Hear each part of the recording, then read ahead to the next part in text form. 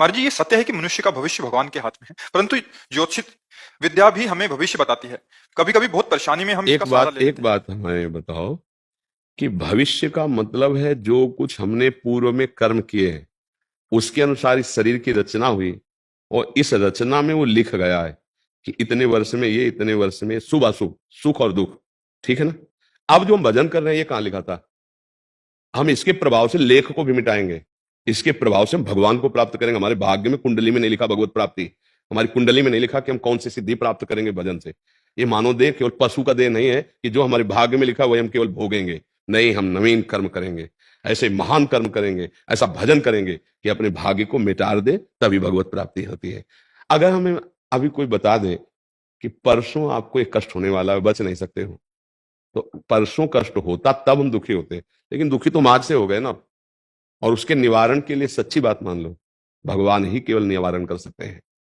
अगर और कोई निवारण का उपाय होता तो दशरथ जी का मरण, सिया जी का हरण, भगवान का बन मन भटकना, ये कुंडली के विचार में कमी नहीं की थी वशिष्ठ जैसे त्रिकालज्ञ महापुरुष, और उधर जनकपुर में सदानंद जैसे सिया जी के पक्ष के पंडित सदानंद जी महाराज, और ये कुलगुरु वशिष्ठ जी त्रिकालज्ञ। क्या कुंडली विचार में कुछ कमी रह गई कि ये जानकारी में कमी थी?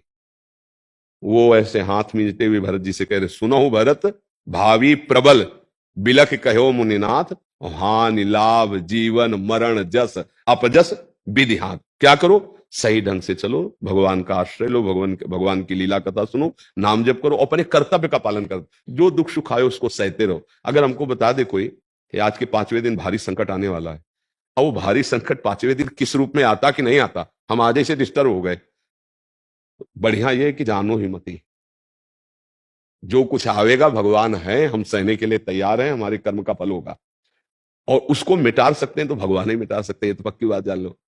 तो अब हम चिंता क्यों करें? भगवान है ना, हम नाम जप करते हैं। अब अगर हम पहले से इस बात की चिंता में रहें तो हम तो मर जाएंगे।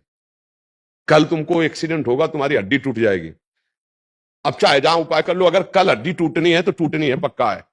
लेकिन हम आज से क्यों तोड़ के बैठ जाए अपने दिमाग को, अपने बल को, आत्मबल को? हो सकता है वो जो लिखा है वो कल टल जाए, हो सकता है, क्योंकि भगवान के भरोसे सब हो जाता है।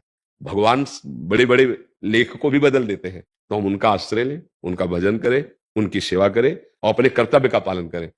हाँ, अगर हम अपने जीवन को अच्छा बनाना चाहते हैं तो दूसरों को दुख कभी ना दें, तो तुम्हारा लिखा हुआ दुख बच जाओगे तुम। ये आपको अंदर की बात बता, किसी को दुखी देखकर उसके दुख में सुख प्रदान करने वाले सहयोगी बन गए तो तुम्हारा दुख मिट जाएगा। किसी के सुख को छीनकर स्वयं सुखी होना चाहोगे, तुम्हारा दुख पक्का और बढ़ जाएगा।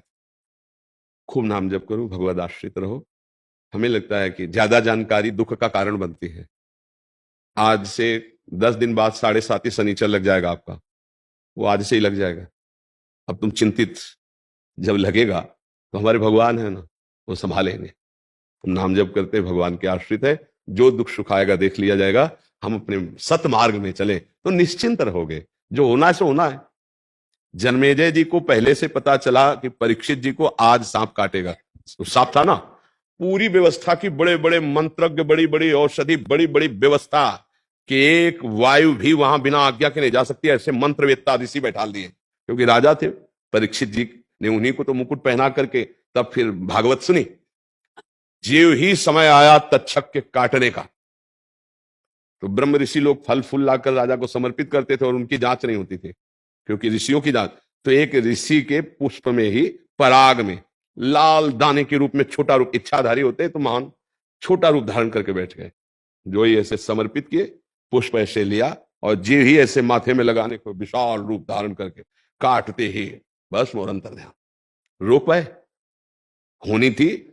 संगी ऋषि ने साप दे दिया था, आज के 7वें दिन भयानक विषधारी तक्षक सर्प काटेगा, और ऐसी व्यवस्था नहीं थी, एक खंभ का महल बना था, औषधियों से खंभ लेपित था कि चढ़ नहीं सकता, आसपास मंत्रों से कील दिया गया था, बड़ी भारी व्यवस्था थी कि परीक्षित जी को, लेकिन ना समय आया, काम हो गया।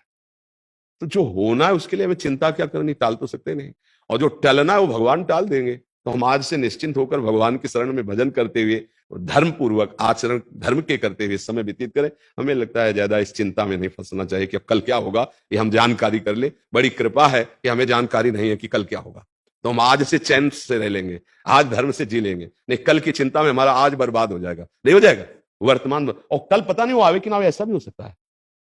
भगवान बचा ले, भगवान के आश्रित है, वो टाल सकते हैं।